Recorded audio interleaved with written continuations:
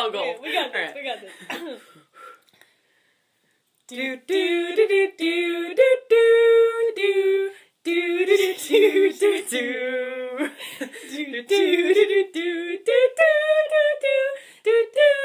do do do. Welcome to Harry Potter Happy Hour, the Harry Potter podcast for drinking adults. I am Albus Dumbledrunk. And I am belligerent Lestrange. And tonight, we're going to be talking about... We're going to talk a little bit about casting and how we feel about the casting in the Harry Potter films versus what we pictured in our heads from the books. Which is I'm so excited. There's a lot to talk about. Lots so of many contentious... opinions. Yeah. But before we get into it, we are going to start with establishing the rules of our drinking game, our weekly drinking game. So, Belligerent is going to leave the room, and I am going to pick a word that whenever she says it, I will take a drink, and then we will switch places and do the same thing. So, Belligerent, please go away. Here I go. Okay, I've got to pick something related to the movies, and I'm tempted to pick Matthew Lewis because I feel like that's something that everyone loves to talk about, but I'm actually going to just pick Daniel. Just anytime she says Daniel, I will take a drink. Just make it really, really easy for myself. Okay, I am going straight for the throat on this one. I'm doing Daniel Radcliffe as my... Let's see how this turns out.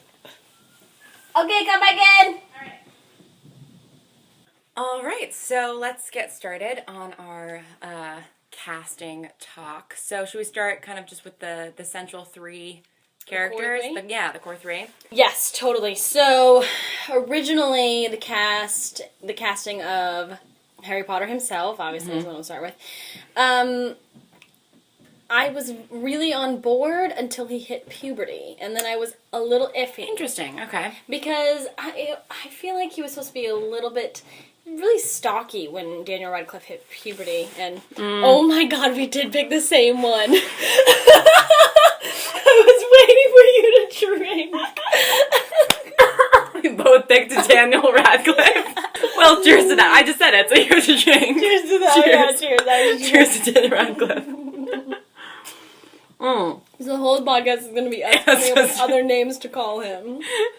Yeah, So you felt like he got stocky? He's so skinny. Well, I don't know. I just thought he was like a little too short and he is short. Didn't fulfill all my Harry Potter wet dreams, but... Oh, okay. Did you have a big crush on Harry Potter? No, not necessarily, but like it's the hero of the story, you know? Like you want to be eye candy and have both eyebrows instead of just one.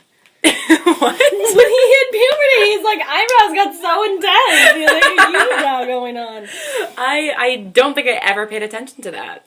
I'm with you. I actually had the reverse issue, I guess. Not even issue, because I mean the thing about casting people that are that young is that total gamble. And child actors are hard to deal with anyway. And one of my favorite pieces of trivia about the first movie, and I've watched, all the behind the scenes extended DVD editions of all of these movies. And the first one, Christopher Columbus talks about how that movie is so many quick edits because they couldn't get like 30 seconds of footage of the three of them I remember paying attention. That, 'cause I went and watched the blooper reel, and it was so great. It's like 3 11-year-olds who are thrown into this magical world, and of course they're going to goof off. Yeah. So for me, D-Rad really hit his stride. There's a good name, D-Rad. Really hit his stride in the end of the fourth movie for me, when he is like crying over Cedric's body. That's really when I was like, oh, okay. You figured out how to act and who Harry Potter is and like kind of what his deal is, and I thought that was really impressive, and then I loved his performance in the fifth movie onwards. I just thought he really kind of nailed the character. So despite being short, and he's not stocky, I'm just gonna... I feel like he's like too short. He's short, yeah, but... That's what I mean by stocky, I guess. Okay. The other thing is... Don't remember. Lost my train of thought. Oh, I haven't seen the the last few movies for a while. Right. And so I need to go back and watch them because I really don't remember anything about them. I watched them all really recently, actually. Really? Okay. Yeah. I need to go back and do that. I'm reading the books and trying to rewatch the movies, and so... Yeah, I mean, for me, the one part of the movie that really gets me is the 8th movie when he's going into the Forbidden Forest and he, like, turns the Resurrection Stone. And, like, that whole... Daniel Radcliffe really really, like, sells that part when he's, like, going to his death and he's talking to Sirius and his father and his mother, that I'm a sobbing mess every time I watch that part. I barely even remember that. Yeah, okay, we need to do a viewing, clearly. Yeah, we need to. I own all of them on iTunes, so. Yeah, I know. So I was a little nervous about the casting conversation because I was like, oh, I don't know It's been a about while. later videos, but all of the characters are established in the first 4. So, Yeah. you know, I really love Emma Watson as, like, a celebrity and a person. I just think she's incredible. You know, I think a lot of fans have the same problem that I have, which is that they made her too pretty too soon, which I know is like a stupid problem to have with a character. No, it's like, what an awful thing to say. Because when they describe her as bushy haired and like bucktooth, basically. Yeah, it's like, yeah, she only had frizzy hair for the first one, and then she went into this kind of like sleek, beautiful, and then the transformation in the fourth one when she comes down for the ball is so much less satisfying for us. And they got the color for dress wrong, and it's like, that's a big mistake. Yep. Yeah, it's like, yeah, there's a lot of liberties taken there. But I thought she did a good job. She's amazing. I thought she was lovely. I agree, I love her as a celebrity and as a person. I Yeah. love what she stands for and what she does. And the day I clicked through, like, Emma Watson's fashion over the last 7 years. Ugh. Like 40 photos of it. Amazing. So she kills it. She's incredible. She kills it. Yeah. Okay, so Rupert Grint. I like him. I do too. I like Rupert Grint as Ron. I thought he did a good job. I thought it held up. He's a little more, you know, they describe him as being really lanky with a peaky nose. Yeah. Sort of thing. Like, he's a little less those things than I would have thought, but I feel like he really nails the character. I do too, and I remember when it's sort of, I think maybe in the fourth movie when he has that like long hair, and it's like Rupert Grint's a handsome guy, and neither he nor Daniel Radcliffe pull off that long hair in the fourth movie. It just like doesn't suit them. No. And I remember being very disappointed that he wasn't this tall, lanky guy. Disclaimer about me and Harry Potter, the series. I am in love with Ron Weasley. I always have been in love with Ron Weasley. So I had a lot of expectations going into the movie. And to me, Domhnall Gleeson, who played Bill Weasley, and who's since done things like Black Mirror and Ex Machina, really great actor, incredible. About Time, so good, and so cute. He's more to me like what Ron should look like. Yeah, like the peaky nose and like this kind of tall, lanky. But yeah, Rupert Grint, I think, nailed the essence of Ron, given especially the fact that they massacred Ron's character in the movies. Did they? And I could do I could do like a whole episode on how much they fucked up Ron's character in the movies, because like from the very first, or I guess it's the second movie, The Chamber of Secrets, when they fall into the plant that like is, you know, swallowing them down or whatever. Devil Snare. Devil Snare, thank you.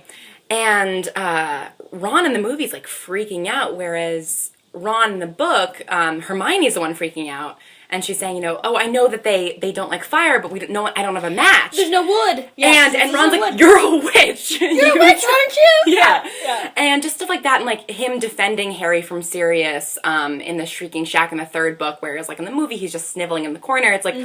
I think in an effort to make sure that, like, Hermione was the strong, interesting female character that she was in the books, they gave all of Ron's good stuff to her. And Rupert Grint, I think, did an admirable job with what he was given, but that character was, I think, to me, the hardest thing about watching the movies. Yeah, it's hard because he is the noble best friend, and he doesn't, you know, he's not a token character. He's not Neville. He's not the comic relief. Yeah, Neville. Neville is the one that's supposed to take all the silly things and the dumb things and the... And speaking of casting, I almost picked Matthew Lewis as a word because... I almost did too, but I can't remember his fucking name. I couldn't remember. I was like, Hot Neville. Hot Neville. I think, you know, every Harry Potter fan is aware of the fact that Neville became super hot. But in general, I mean, what did you think of that casting? Fat suit and all. Fat suit? He wore a fat suit in the last few films because Matthew Lewis got super hot, and then they were like, Neville can't be super hot. You need to wear fake teeth and a fat suit. I did not even know that. Oh, that's amazing. I love it. I love that Neville had the best puberty out of all of them. Yeah. I liked it. I thought he was good. Yeah. How about you? Yeah, no, I liked him too. I thought that that's a tricky character, I think, especially to play... I think one of the tricky things about the movies was that they were being made before the series was done. So you don't really know where they... Yeah, you had to make these character choices before you knew who they were, and I think he could have made Neville kind of the sniveling idiot, and he turned him into like a likable person, which was good because he ended up being a hero in many ways. Least favorite and favorite casting choices. Ooh. Okay. And why? Tonks. I think they fucked her up completely. I love that actress. I thought she was, a great actress, but oh god, she was so wrong. Yeah. She was really, really wrong for the part. She was dark and gothy almost, Yeah. Tonks was never that. She was never that way. Yeah, bubblegum pink hair and, like funny faces and lighthearted jokes. I'm going to take that back. Okay. Least favorite casting, I'm going to take that back. It's second Dumbledore. Yep. He's awful. Yep. He's so bad. And he's a good actor, too. Just he doesn't know who that person is. And it's almost like it was almost offensive. It was like, you don't care. You don't care who Dumbledore is to all of us. Like, did you read the books? Like, I feel like if you're a smart guy and you read the books, there's no way you'd be taking this turn on it. Like, he's quirky, but he's not dark and weird. I just saw a scene where, I don't remember where I was watching it, but when Harry goes in the pensive for the first time, and he's talking to Harry, and he's literally just staring into the distance and talking to him, and I was like, what choice is that? Like, is he a maniac? Like, what are you doing? Yep. It's so frustrating to watch. First Dumbledore was so great, and it's like that's so good. That's so hard, Tragic. That's really tragic, and it's so hard to come back from that and to try and live up to that. But I mean, I think we should just put it out all on the table that the worst moment adaptation for a lot of fans was the reveal of Harry being in the Goblet of Fire, and then Dumbledore, Michael Gambon, runs at him, screaming, grabs him, and says, "Harry, did you put your name in the book Goblet of Fire?" And in the book, it literally says, Dumbledore asked calmly. Yeah. Like, it's just that to me is exactly, like, he didn't read the books, basically. He didn't know what he didn't know what he was doing. Like, Dumbledore is, he thinks Bertie Bott's beans are great. He names all his passwords after candy. Yes. Like, he's not, 10 years younger.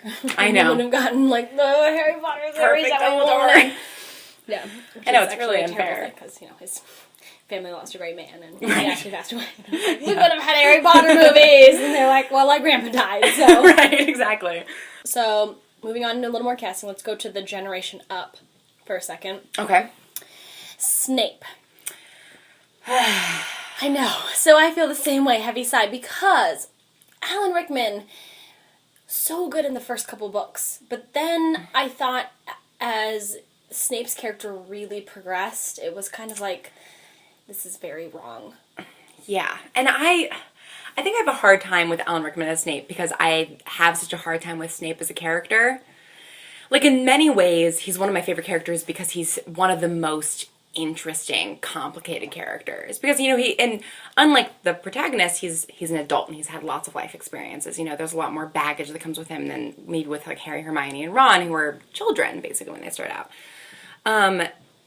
Yeah, and ultimately Snape is pretty much a horrible guy who has some complex stuff that he's dealing with.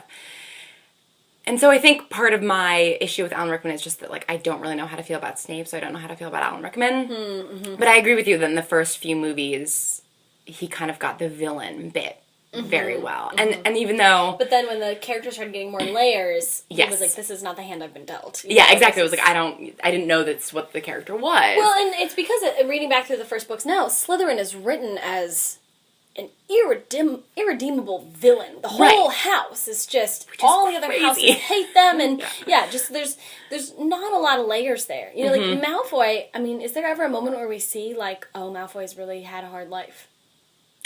Well, when Harry comes, well, not in the first few books, but in the sixth book, when Harry, like, comes upon him in Moaning Myrtle's bathroom, and he's, like, crying over the sink, and... When he becomes, when they're trying to get become a Death Eater, sort of, and they're like, well, here's your task, and that's true, that's very true. Talk about great casting. Tom Felton as Draco Malfoy. Oh, great. And, till the end. Phenomenal, till the end. Yeah, they got, I think that was sort of all the child casting, they got the luckiest there, because he's kind of, like, handsome and sniveling as, like, an 11-year-old, and then he ends up being, like, very handsome and sniveling as, like, an 18-year-old. As an 18-year-old, yeah, they got really lucky. But they were able to, I mean, he kept kind of the boyish, I don't even want to say innocence, because Draco Malfoy's not an innocent boy, but he's he's a coward. He's a coward, and he's sort of like pristine or something about him. You know, he doesn't get his hands dirty. Exactly. He's a rich, well-groomed boy. Like, that's the thing that is sort of emanating innocence, I think. It's like the upper class aspect of it. Totally, kind of that, like, posh public school thing. And I think the actor that cast as Lucius Malfoy was also an excellent choice. Lucius Malfoy was great. I forgot his name, but, I have no idea.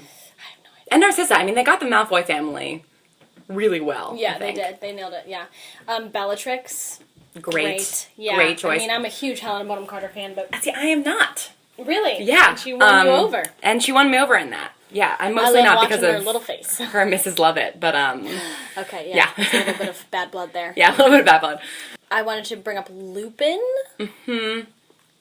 It's hard because I thought he did such a great job as the character, but something, I don't want to like open a can of worms here, but like, what the fuck are the ages going on here? Yeah. You know what I mean? Like, how is McGonagall 60 years older than Lupin? Like, and then Dumbledore, because Dumbledore was he's 110 at the beginning of the Transfiguration teacher when Voldemort Mm-hmm. was a child, was a 17-year-old. Yeah. And I'm sure there's a timeline where this is perfectly worked out. Well, obviously JK would do that. But yeah, so I know Dumbledore was like 120, 121 when he died, I'm pretty sure. Somewhere in his 120s.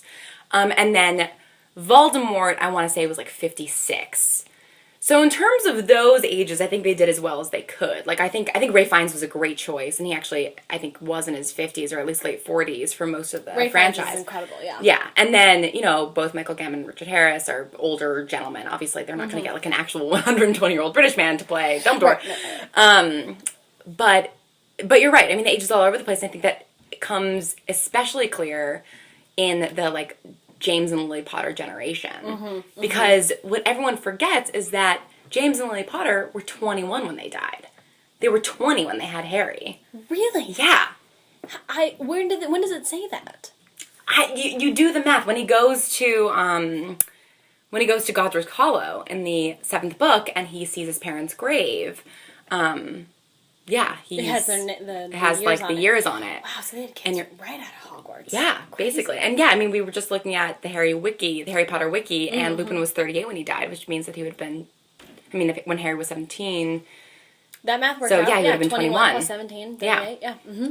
Yeah, and this is something that I took great issue with, especially with Sirius. Like, Gary Oldman, we all know, is a phenomenal actor. Yeah. But, and this is a little, superficial, Sirius, in my mind, is supposed to be, like, super hot. He is. I'm reading the 3rd book now, and they describe him as handsome a dozen times. Yeah. He's handsome, handsome, handsome. Even when he's gaunt and hollow and skull-like, he smiles and he's handsome. Yeah.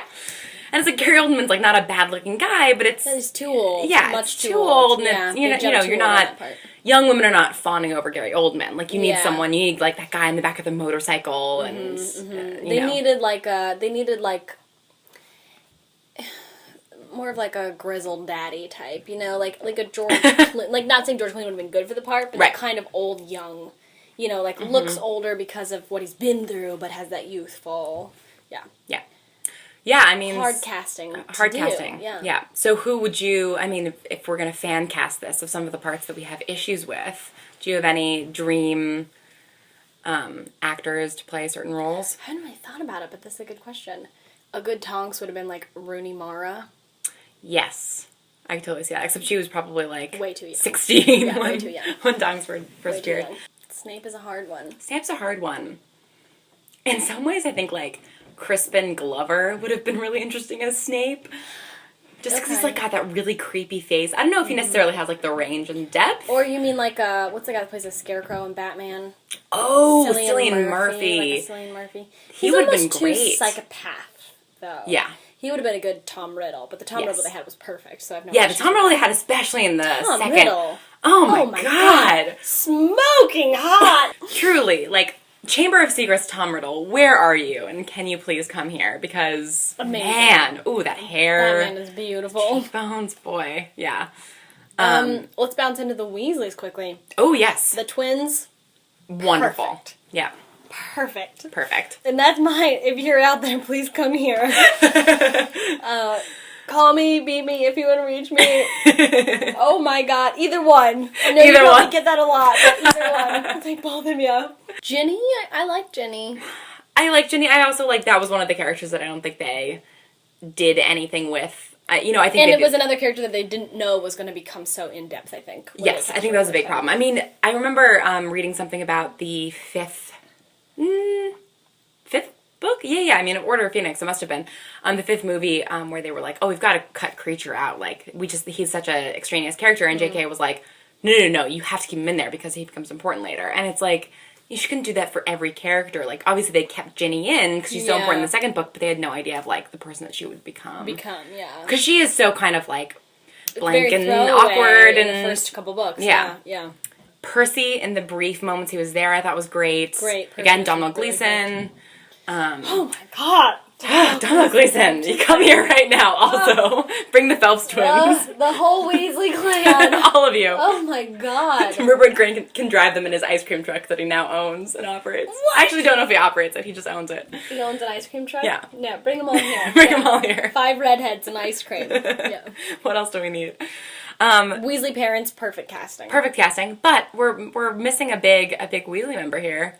Charlie never appears. Does he? I didn't even He never appears. think about that. And Charlie, like, he's like also like the hot one, and he's like got all like the dragon scars, and he's like working in Romania. We never see Charlie. They never cast a Charlie.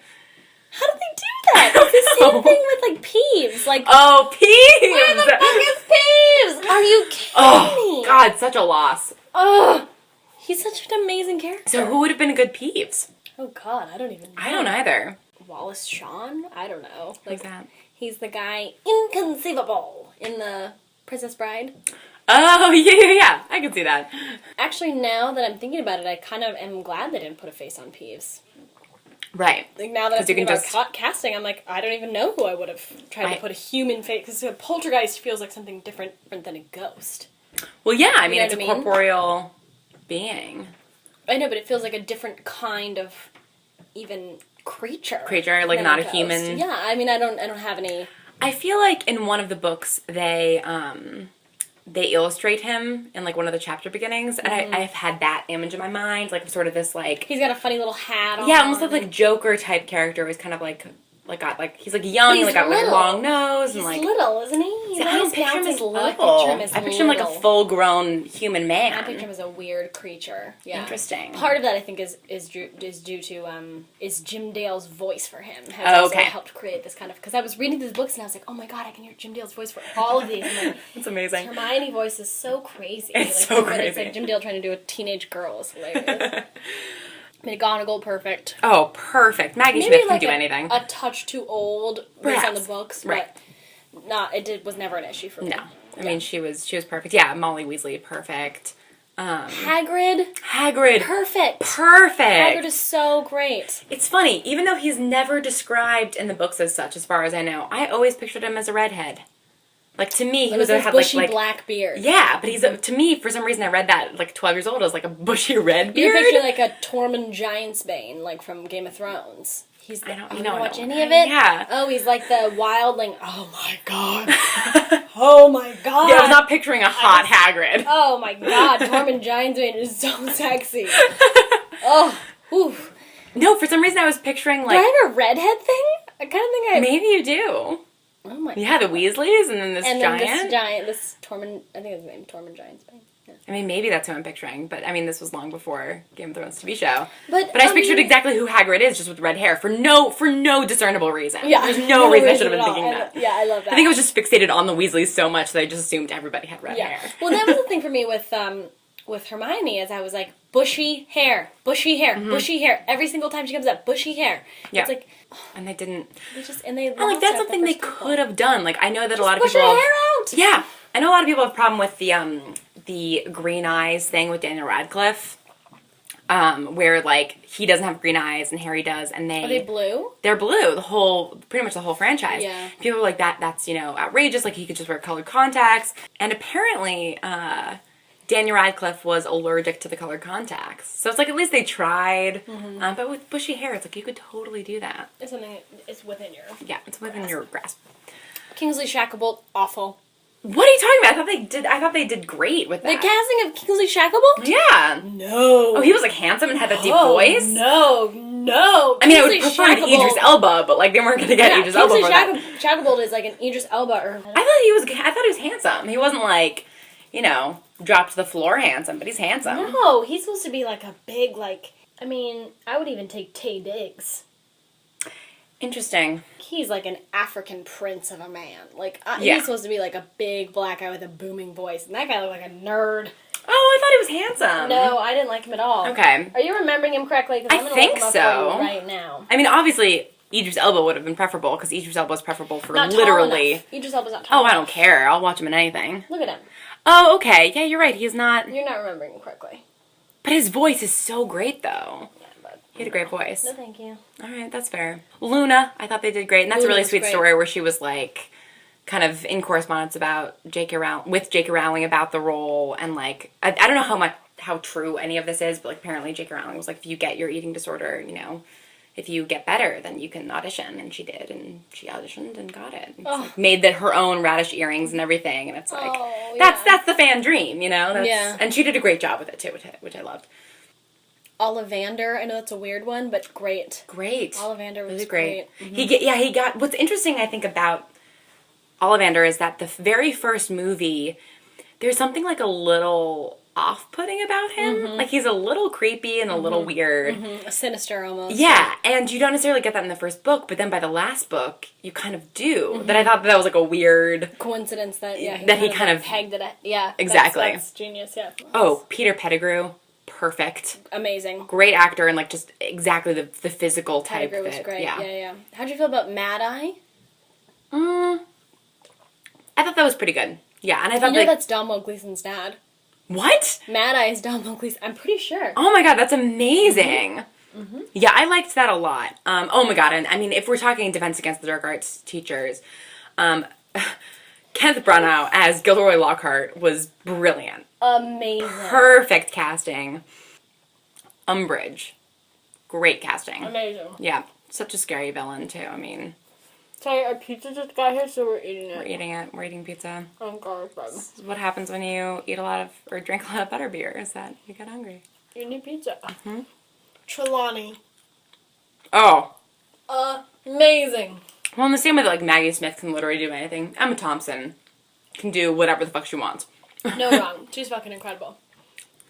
She's so good. Dursleys. Great. Says they're blonde in the book, but... Oh, that's right. Remember? Well, yeah. They're all supposed to be blonde in the book. Dudley's blonde in the movie, isn't he? No, is he? Yeah, no, he's dark-haired. They're all dark-haired. Right. Mm-hmm. Okay. Vernon is perfect. Vernon is perfect. Mm-hmm. Totally perfect. Another actor who's passed away, sadly. He passed away? Mm-hmm. When? Like a year or so ago? I'm pretty sure. Let me back check that. Yeah, Richard Griffiths. Oh, wow. Yeah, he died in 2013. So, he was the professor in The History Boys. Never seen it. Oh my god. We need to watch The History Boys. It's so good. Really? Yeah. Okay. I think I really like it. It's about like a British college and this all-boys school, and it's great. Down. Yeah. Moaning Myrtle, perfect. So good. That voice, love it. She Pretty was much all the incredible. ghosts they nailed, I thought. Yeah, the ghosts were so great. Mm-hmm. Fleur, great casting, right? Great casting, yeah. Really liked her a lot. Same thing with, what's his face? The Durmstrang boy. Victor Crumb. Mm-hmm. Oh, how did we feel about Edward? What's his name? Cedric? Cedric. I liked him, and I think that I thought he did that well. it's really hard to look at that now, just given all the shit that Robert Pattinson's been through, but I remember at the time being very enamored of Yep, of I him. agree. Yeah. Yeah. Filch. Oh, So good. wonderful. Filch was so so good. Poor Filch. I always felt so bad for Filch. I know. Poor little And you squib. even get a little bit of a heartache for Aunt Petunia when you're kind of like, yeah, imagine if your sister was a witch and she got to go to a magic school and you were just normal. Oh, your whole yeah. life. It's so tragic. So we're going to end the episode quickly on a Marry, Fuck, Kill of characters. I'm going to give Lauren 3 right now. Okay, Padfoot, Mooney, and Prongs. Ooh. Mary, Mooney. Even with the werewolf thing? Even with the werewolf thing, I think he'd be the best husband. marry Mooney, fuck Padfoot, kill Prong. Sorry, James Potter. Wow. I mean, Sorry. but I do understand that just because he's the character that we really get the least of a picture of. Well, and the picture that we get, he's like kind of an asshole. I mean, so is Sirius, but Sirius is like an asshole in like that hot way. Yeah, sexy asshole. Yeah. Okay. One more. You have to ask me one. Oh, yeah. Do you have one of mine? It's mean. Yeah. Yeah, go. Voldemort, Peter Pettigrew, Snape. Oh. Ooh, so hard. I want to say... My first instinct was to fuck Voldemort, but I'm going to say marry Voldemort because of the power. Sure. It's a smart move. Ugh. Fuck Snape, I guess. Yeah. Because for sure kill Pettigrew. Yeah, I mean, that's... Kill Pettigrew either way. It's your best option. Mary and fuck are in between Snape and Voldemort. I don't want to spend a lifetime with Snape, but I certainly don't want to have sex with him. But certainly not for a lifetime. Right, but like Voldemort, I feel like you could have your independence. Snape would be on top of you all the time. Yeah. Okay, marry, fuck, kill. Mm-hmm. Harry, Ron, Hermione. Oh my god! Oh no! What are you doing to me? Can I guess what yours is going to be? Yes. Okay. Yeah. I've got my answers. You're gonna marry Hermione. Yes. You're gonna fuck Ron. Yes. You're gonna kill Harry.